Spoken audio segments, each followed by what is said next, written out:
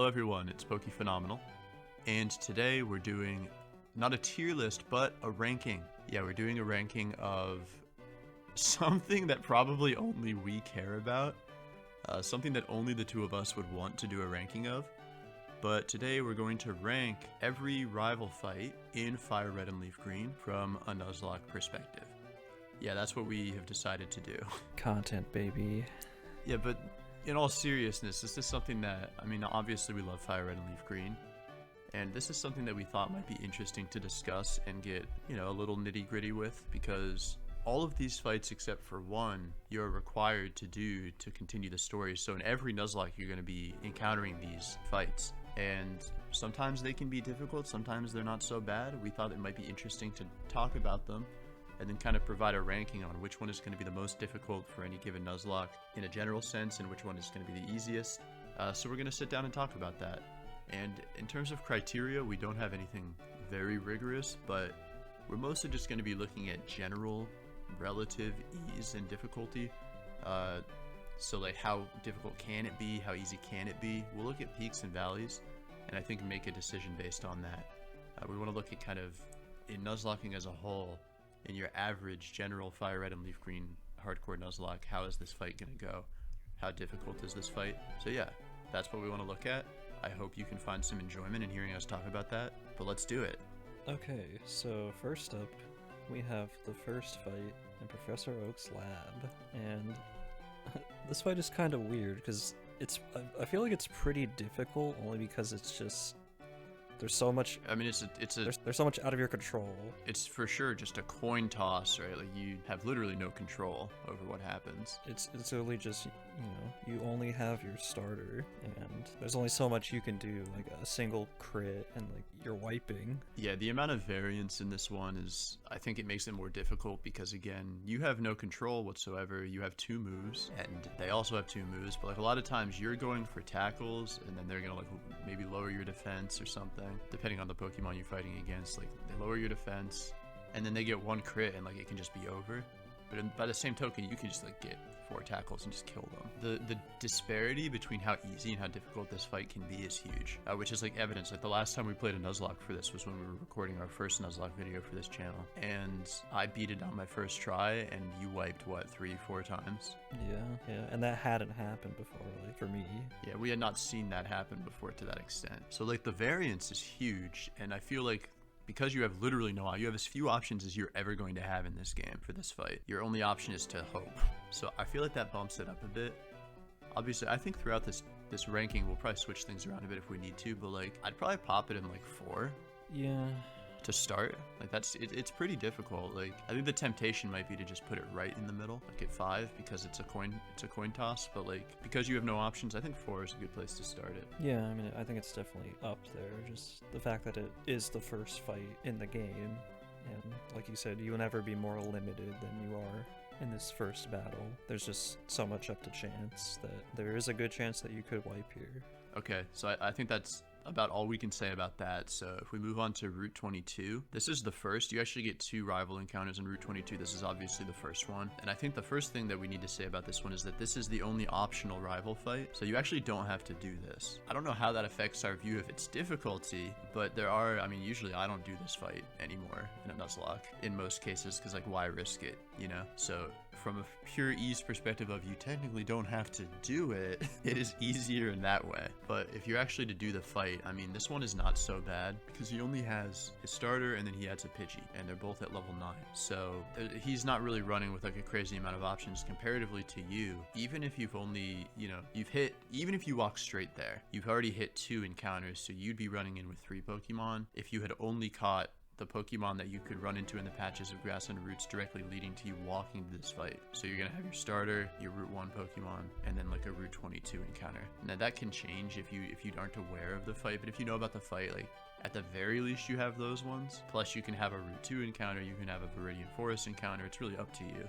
You could have like a huge team when you fight Gary here, so I think that it's not really that hard, assuming that you know it's here. Yeah, I honestly think this is probably the easiest one, like the least challenging rival fight, because it is optional, and this is, he only has 2 Pokemon, And you know, going into this fight, you could technically have several encounters at this point between, you know, like Route 1 and 2, Route 22, even like Viridian Forest if you so wanted. It's like you can, you know, totally prepare for this fight. Yeah, I'm feeling a pretty solid bottom rank. I think we pop that one into 8 for now. I think, you know, unless you go in completely blind, like you either completely forget about it or you don't know about this fight, like there's no reason you should struggle. Yeah, like if you're doing this blind or like you have not played this for a long time, you just totally forget about it. It could maybe mess you up in those situations, but operating under the assumption that you know it's there, there's really nothing to worry about. Alright, so the next fight after that is Cerulean City, right before the Nugget Bridge. And this fight could be scary, but I think having played a couple Nuzlocks of this game at this point, I don't think this fight is that bad. I think especially just because, like, assuming you don't have like an extremely tragic Misty run, like you should have like decent Pokemon to deal with this fight, and like, you know, like a single Raticate can basically handle this entire fight. Yeah, I think the biggest thing is that this fight varies in difficulty depending on when you do it. Like if you get to Cerulean and then just fight him immediately, you might have some trouble because you haven't leveled up, and he can be really scary in that case. So there are definitely times where you come in and you just do it, or even if you accidentally run up there and forget, yeah, like he can really mess you up if you haven't trained up. But if you fought Misty, and especially, like, we're gonna assume here for all of these that you're working with level caps. If you fight Misty first, all of your Pokemon are in the 20s, and so you're at the very least, at the very minimum, like 2-3 levels higher than his highest level Pokemon. It's not really that hard. Like you said, like Eradicate will destroy all of this. A Fearow can usually handle pretty much all of this. So if you didn't lose the majority of your team to Misty, you should have a pretty easy time kind of blowing through this and going up through the Nugget Bridge. If you come in, unprepared or before the gym, I could see it being tricky. But, I mean, even compared to, like, some of the other fights, like, you know, the Abra doesn't have an attacking move. Yeah, I think as long as you have, like, a decent Pokemon at this point. I think the only issue is the Pidgeotto does, I think, Sand Attack, right? So there can be some unfortunate issues with Sand Attack if you get unlucky and aren't killing it quickly enough. And then the Rattata, at level 15, Rattata has some pretty beefy moves. I mean, it can quick attack you, and then it can use, I believe, one of the Fang moves at this point, right? So Rattata is a little difficult, but it's not so. Usually it's going to die, especially if you have the Raticate or something. Like, the Rattata can't really do anything that you can't do to it. And of course, Abra is totally useless. Abra's free. I think as long as you have a decent Pokemon, a strong physical attacker at this point, you should be fine with this fight. I do think that we have said it though, like we said this just a bit ago. I don't want to discount how much this being after Misty in most cases can affect the fight, because yeah, if you get through Misty with no problems, then this fight is fine. But Misty we also did rank as the most difficult gym encounter in a Nuzlocke for this game, and like Misty might mess you up, and like that's gonna happen sometimes, and that makes this fight substantially more difficult depending on who you lost. But that is a pretty consistent factor, I think, assuming that you fight Misty first. So like I do think that bumps up the difficulty or the potential difficulty just a bit.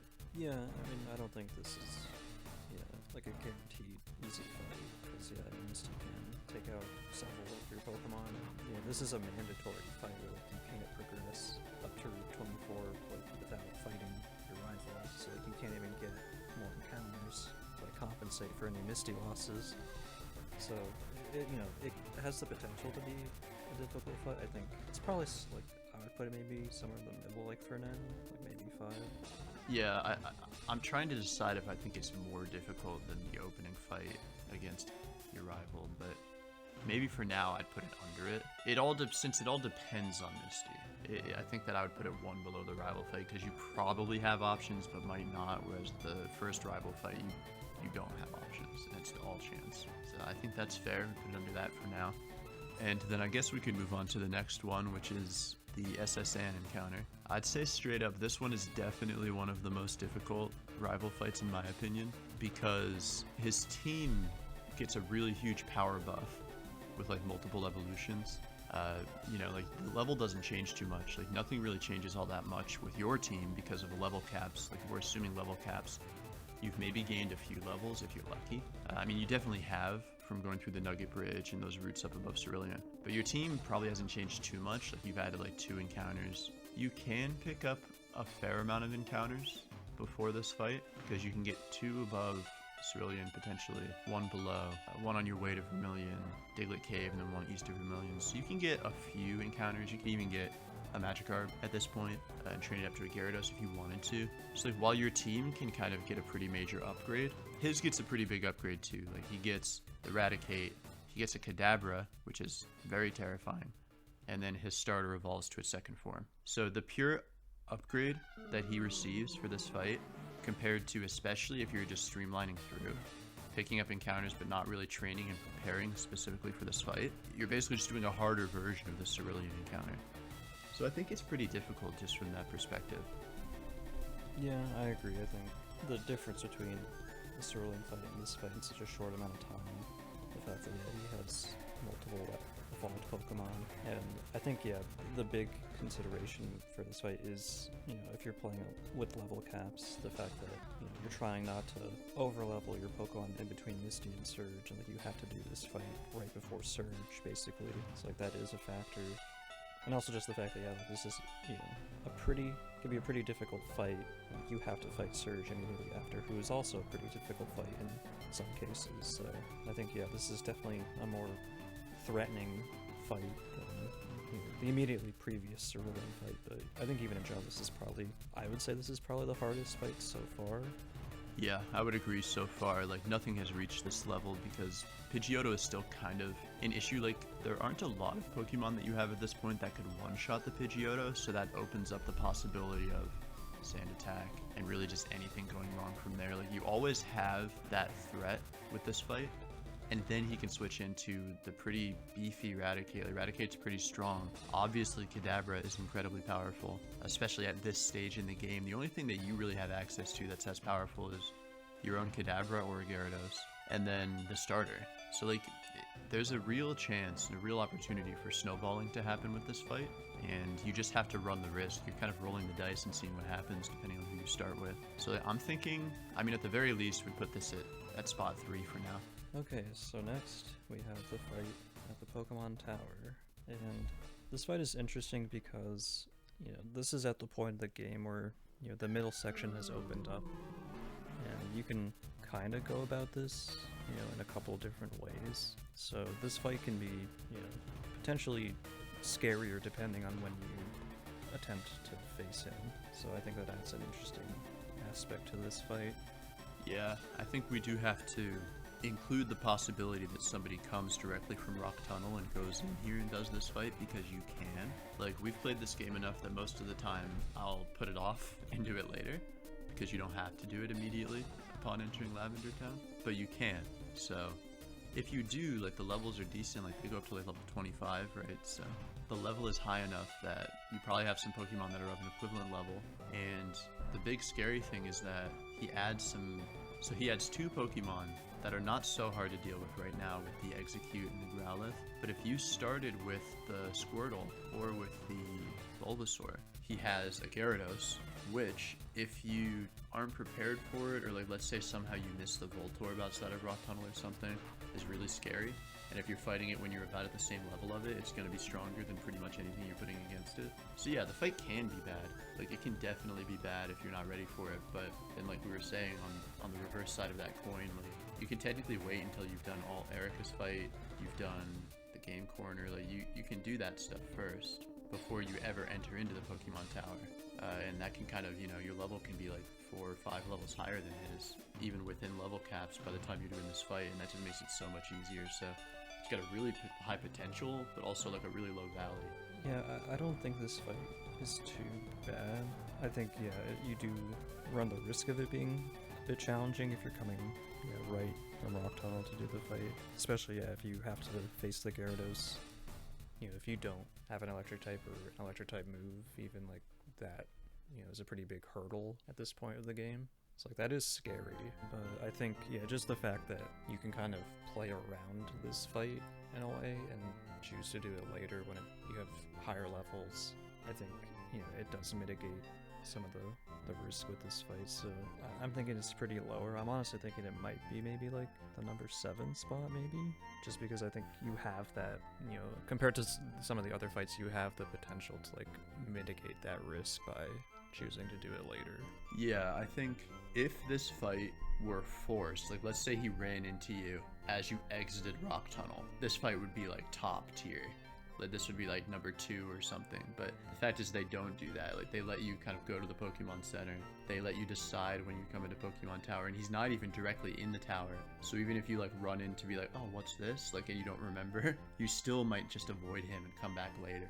So like it's so easy to just prolong it that I feel like, yeah, that definitely mitigates it. And like assuming that you've got an electric type, like, and done Erica and like got some extra Pokemon, you might have picked up like a fire type that you needed. You've got like fly at that point if you prolonged it. You have a lot more going for you. I think it's fair to put it at 7, at least for now, and it might just stay there. And then we can move on to the next one, which is the Silph Co encounter. And this fight is pretty difficult, I'd say. It has a high potential because his team gets cracked at this point. Because he has the Pidgeot, he has the Gyarados, he has the fully evolved starter, and then he has an Alakazam. He gets much scarier. Just having an Alakazam, having a Gyarados, like, you are gonna have a little bit of difficulty with that, and even level caps, like, can't save you here in this fight, I would say, because the level cap for the next gym that you're fighting is 42, right? So his Pokemon go up to like around level 40. So like he's kind of equivalent to you at this point, even with level caps. Like you're going to be around a similar level to him. And having a Pokemon that's around the same level as that Alakazam, you probably don't have something that's that strong. So you had to find a way to just run over a lot of his Pokemon. And it's a good chance, I think, of like losing 1 or 2 Pokemon here, depending on how prepared you were and how good your team is. Once again, do you have an electric type? Like that becomes a big question for this fight, because the Pidgeot that he starts with in the Gyarados can do a lot of damage to you if you don't have an easy answer to them. And like chances are you're not using a rock type to deal with them. So like, electric is really important for this fight, and there's a possibility you don't have it, so it could be pretty difficult. Yeah, this can be a scary fight. I mean, I agree with what you're saying, that especially just the fact that, yeah, his team is fully evolved at this point. Yeah, the only ones he doesn't have are the Stone Evos, like the Growlithe or the Execute. Like, they're kind of free, but, you know, 4 out of 5 are fully evolved. Yeah, I mean, an Alakazam, the starter, and a potential Gyarados, like, those are all, you know, huge threats. So, and yeah, just the fact that at this point, like, you're trying to play within the level cap, and yeah, he will be on par with you. And the fact that this is in, this is in a dungeon, technically. Like, if you haven't mastered Silph Co, like, you run into this fight, potentially, like, that is also a potential issue. There's the chance that, like, if you're really going gung-ho and just running, and you get into this room and you accidentally take a few steps forward, like, you get launched right into this fight, so there is even the possibility for it to catch you unawares. Like, if you've done this Nuzlocke a couple times and you're not doing it blind, like, you should be fine, but, like, yeah, it can catch some people off guard, I think.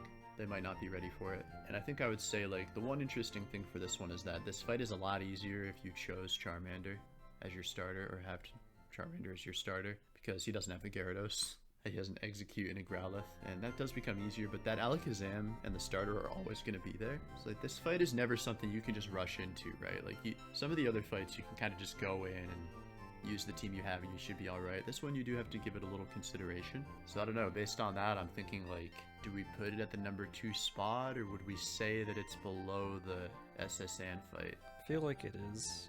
I feel like we should probably bump everything down and put this in number 3 at least, I think, because I do think it is probably the hardest fight so far. Or, like, at least bump down number 4 and number 5 and potentially debate the SSN versus this for number 3. Right, I mean, I would drop it into number 2 for now, and then we can move as we talk about the next one. Because I think out of the ones we've talked about so far, I mean, this is obviously at the top. Okay, so next we have the penultimate fight on Route 22 before Victory Road. And, you know, this fight is interesting because, you know, you've beaten all the gyms at this point. You're on your way to the league, so, you know, if you are playing with level caps, like, this technically opens up. So, like, you could have, you know, a strong team going into this fight, but it is still a mandatory fight, you know, against, you know, basically his full team before the champion fight. I guess the first thing I'd want to say about this fight is, outside of, like you just mentioned, the level cap thing is important if you have level caps, because I would say for most players, like, it is a question of, am I really going to grind out before this fight? Now, this is removed if you're using rare candies or something like that. I think that's a further point to this fight, is that if you're using rare candies, you can just level up pretty high and just kind of blow through this fight. If you want to grind, it then becomes a question of, do I want to take the time to grind out and be a decent level higher than my rival for this fight, or do I want to go at it at about where I'm at? Because for Giovanni, if you're using level caps, you'll be at level 50 or so when you encounter this, and then it's up to you, like, do I want to go up higher? His highest Pokemon is level 53, and that's his starter, so like he has a Pokemon that's higher than what you'd be just exiting Giovanni's gym. I think that's one of the biggest things to consider, is just like there's a huge variable, like a huge amount of variance in like what level you're going to be fighting this. It's kind of up to you. Do you want to make it easy, or do you want to like take it as a challenge? But I do think that has to be, we have to consider that, like, you can be a really just a lot higher of a level than your rival is here if you want, and that does kind of make it a lot easier to fight him. Yeah, I do think the potential with the level caps has some fluctuation that it is. And yeah, if you are playing with rare candies versus grinding, I do think playing with rare candies definitely alleviates some of the risk with this fight, just because yeah, you can, over level your team for this fight. Right, and I do have one more thing, which to me is kind of like, it really puts this fight in an interesting perspective to me, because when you beat Giovanni, you have had almost all of your encounters, and you now have a chance to even go back and catch a couple extras if you want to do it. If you haven't gone to the power plant yet, you could go to the power plant, you could do some fishing or surfing encounters, get like a Poliwrath, get a Gyarados if you need one. There's a lot of encounters that you can go and get like before you have to do this, and you can kind of build a team. Essentially, when you're leaving Giovanni's gym and you're heading over here, unless you really are relying on something you're picking up on the way to or through Victory Road, you have your final team at this point. So you can have your final team and you can have everything leveled up and evolved, but your rival never has his final team in this fight. He still has a Growlithe or an Execute or both, and a Rhyhorn, so he's still running an under-evolved, under-leveled team at this point, and it's a point in the game where in most situations, you're gonna have like your final team, like your strongest team, fighting against something that's nowhere near his strongest. So I think that's a pretty big consideration too. Like you're kind of outclassing him a lot of the times in just the strength of your team as a team. Disregarding individual Pokemon, you have a chance to build a much more stacked team than he does at this point. Yeah, you're right. I do think maybe like a counter, not necessarily a counter, but another consideration to that is the fact that at this point, you've had most of the encounters in the game. You're not likely to get anything crazy on the route before Victory Road, or in Victory Road itself, so you likely have all the options available to you at this point to make your team. So I think there's something to be said about the fact that you likely are building your team that you want for the finale, and the fact that you do have to have this potentially scary fight, and you want to go and prepare, right? You want to go in with a team that can handle him, but at the same time, if you are using a team that you're planning to use for the Elite Four, the fact that he could potentially take out a team member or several team members that you would be using in the end game, and the fact that that could put a hole in your strategy if you lose a key member or members before the Elite Four and the final fight with him again. I think that is a consideration as well. Yeah, I think that's definitely a good point. Also, I guess on top of that, there's the idea of if you've had really bad luck, I guess let's say you've lost a lot of Pokemon throughout the run, because you don't have any, you have to fight this before going through Victory Road. If you have a really poor team at this point, I guess this fight can become a lot scarier if you've had bad luck previous to it. If you're coming in with not a great team, but that's the best you have, this is another hurdle for that team. So there are situations where this can become a lot scarier. And I think if we can look at the list for a moment, because I want to make a case for this being, basically I want to make a case for shifting everything below the SS Sand down and putting this at number 4. And the reason I want to make that case is that when you're in the SS Sand, you have 2 restrictions that you don't really have here, which is that you have to do it before getting any other encounters, which this isn't really the case here. There's only 2 encounters you can get after this, so you have access to most of them. Whereas on the SS Sand, you've had all the encounters up to this point, but then you have to do this no matter what, with no chance at others. And the biggest thing is just that level cap, because on the SS Sand, you are in a very narrow level cap range. You're coming straight from Cerulean, doing everything you can, and then coming straight here. Whereas here, you have a chance to build up. You also have a chance to go buy TMs. You have a chance to give good moves to your team members. You have a chance to evolve team members you need to. This is a fight that no matter what you can prepare for, even if you're limited on what you have, you can still prepare before it. Whereas like the SSN encounter, you can't really prepare because there's like, what TMs are you gonna buy? You have like 2 TMs. You're not going to be like evolving Pokemon. You might be like evolving like the few that are on your team, but your level cap is preventing a lot of that because you have like a strict level cap along with it restricting you. So that's my case. I think this is a little easier than the SSA encounter in the broader context of everything you're doing. So for me, I think that I would bump the original at the first fight and the Cerulean fight down, and I would put this under the SSN. That's my opinion. Because I can further say I have wiped to the SSN fight, but I have never wiped to the Route 22 fight. That's just me. That's a personal bias, but I've just never. I've always had something.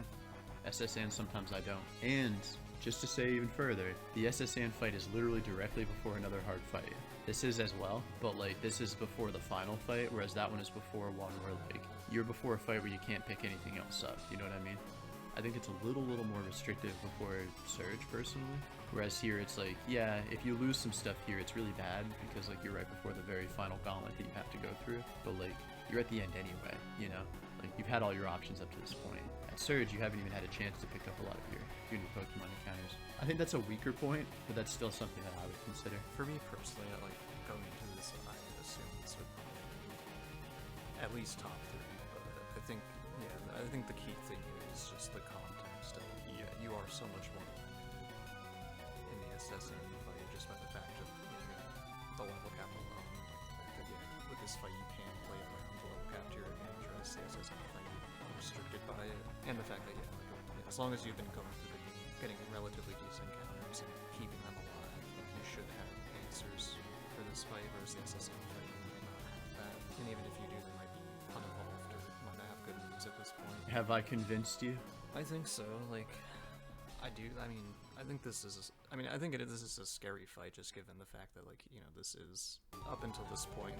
This is like most like in terms of like his team. Like, he has the most powerful, like, diverse team that have to fight up to this point. Yeah, I mean, he still has an Alakazam and a Gyarados and a starter, and a diverse. And this is still a hard fight, and this can still be scary, for sure. But yeah, in terms of like just a Nuzlocke run, like I think that you're a little bit better equipped to face this one than you might be for the SSN. Yeah, no, I agree. I do think my point still stands. Right. It can really mess up the Elite Four, which is like a harder pill to swallow than messing up Surge. I think if we put this at 4, I think it's a really close 3 and 4. Situationally, one might be harder than the other. Yeah, I think 9 times out of 10, I think the SSN fight is just an overall hard fight. Like, just given the context of these 2 fights, so I think it's fair to put this fight below that. Okay, so last is obviously Indigo Plateau, like the champion battle. I don't think there's much that needs to be said because, I mean, if you look at the chart, we have conspicuously left number 1 blank. Because I think, like, you know, I think it's obviously this fight. Like, this fight is just a clear number 1 for every reason. Like, he's got the full team, incredibly varied team, incredibly balanced team. They're all at their final stage. He has become the level cap, so like there's no level cap considerations of like leveling over him because he's what you're trying to stay under. And he comes at the end of the Elite Four that you can't avoid. So like you're running through it, anything you lose, you're fighting him without it. So I'm not sure if you have anything to add to that, Mike, but I think like it's pretty clear where this one falls in the ranking. Yeah, I won't beat a dead horse, but yeah, I mean, it's the final fight. Right, he's the final boss. He's it. Yeah, he's not a mono-type trainer. He has a diverse team. Yeah, I mean, just the fact that you have to fight him after the Elite Four, you may not necessarily be able to prepare because you might not always know what you're going into this fight with, just given what might happen in the Elite Four. So yeah, there's no way this is anything lower than the number 1 spot. Yeah, it's just like this has the highest variance as well, but I think even with the highest amount of variance, like based on what happened to you in the Elite Four, even if you come in here with your full team, it's still gonna be like a chance. Like even if you don't lose anything, you can just wipe here. Like it's happened before, it'll happen again. Like this is just it's a decently tough fight within the context of a Fire Red Leaf Green like Nuzlocke. So yeah, I think it's It is easily number 1 in this ranking. Okay, I think that's the ranking. I think if we were to look at it, maybe we could, well, we might be able to argue one way or the other on a few pairs, like for example 3 and 4, SSN and Route 22, like maybe we could argue that a little more. 5 and 6, maybe you could argue. I think this is a pretty good representation of how we'd view it, so I think this works pretty well as the final list overall. Yeah, so thanks for watching, everyone. I think, we talked about making this tier list after doing a tier list for the gym leaders in the League 4, just because, compared to those fights, this is also a substantial obstacle in Nuzlocke of these games, the rival fights, just because, they are mandatory, most of them. So we thought it would be fun to kind of, go through them and rank them on their difficulty, and I think we came to a pretty accurate list based on our experience so far.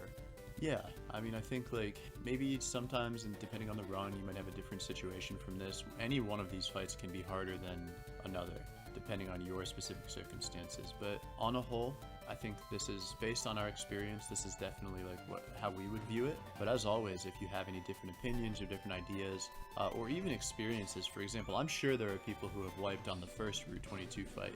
If you do have any of those that you'd like to share, we would love to take a look at them. So please put those in the comments. And as always, we're going to continue to do more of this. We do our challenge runs of Fire Red and Leaf Green, different Nuzlocks, different types of runs, and then various rankings and tier lists like this. So as always, if you enjoy that, if you want to see more of that, please, we'd really appreciate it if you could subscribe. And also let us know if there's, I don't know, if you have any ideas for this type of ranking or tier list. I would like to hear them, because we're always ready to talk about this game more. At any given moment, we're ready to talk about this game more. So if there's anything you'd like to see us discuss, let us know, and maybe we'll take a look at it. So thank you very much for watching this, and as always, stay phenomenal. Smell you later.